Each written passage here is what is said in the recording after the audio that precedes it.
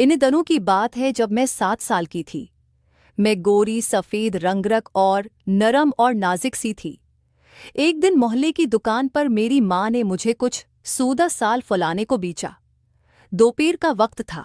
दुकान पर सवाए दुकानदार के कोई नहीं था।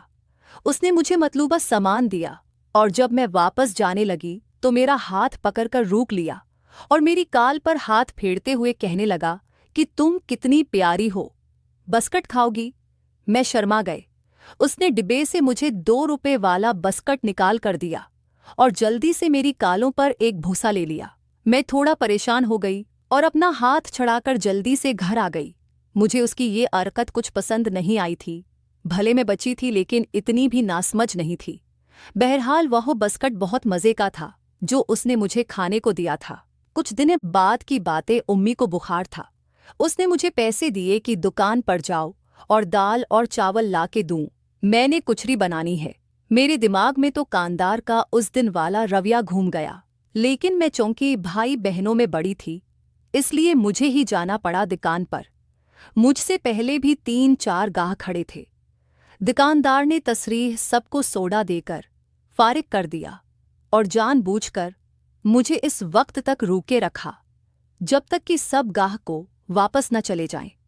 जब मैं काउंटर पर अकेली रह गई तो मुझे कहने लगा कि अंदर आ जाओ और जो चीज़ लेनी है खुद ले लो। मैं न चाहते भी दुकान के अंदर चली गई और वो मेरे बचपन की ऐसी गलती थी जिसका खमियाजा मैं आज 22 बरस के बाद भी भुगत रही हूँ। मुझे इससे पहले मालूम नहीं था कि इंसान सिर्फ इंसान ही नहीं बल्कि इंसानों में हैवान भी होते हैं। वो पहले तो मेरी खालों पर हाथ फेरता रहा, फिर उसकी जज्बत बढ़ती है। मैं खौफ और परेशानी की अजीब सी कैफियत में अब्तला थी जिसमें कुछ कुछ तजस्सुस की अमीज़श भी थी। उसके बाद वो मुझे दुकान के पीछे वाले स्टोर में ले गया और काफ़ी वक्त के बाद उसने मेरे मतलूबा सामान खुलावा, साथ काफ़ी ज़्यादा डाफियाँ और बस्कट भी थी। मैं चुपचाप घर आ गई।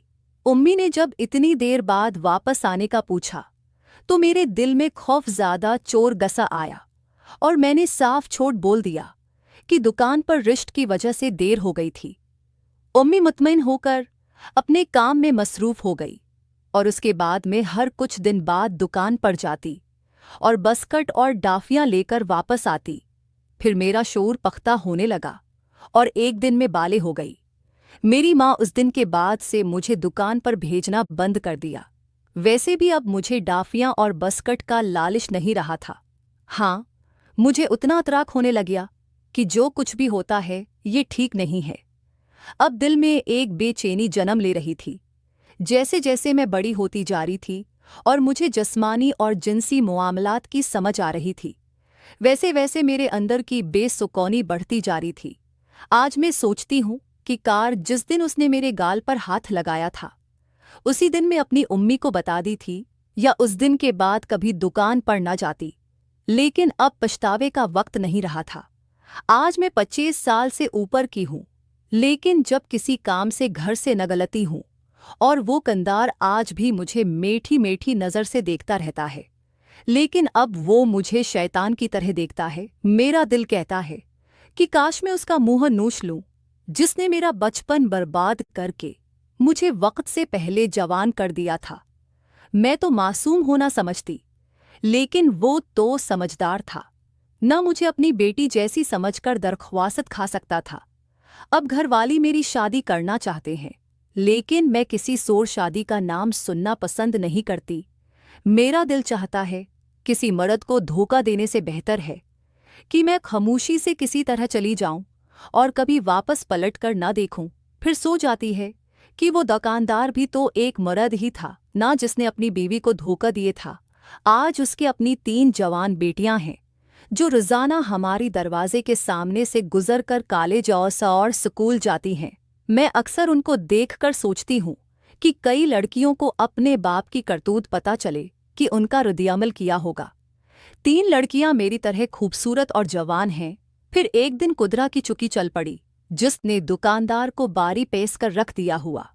कुछ ऐसे कि एक दिन सुबह सुबह शोर से मेरी आंख खुल गई।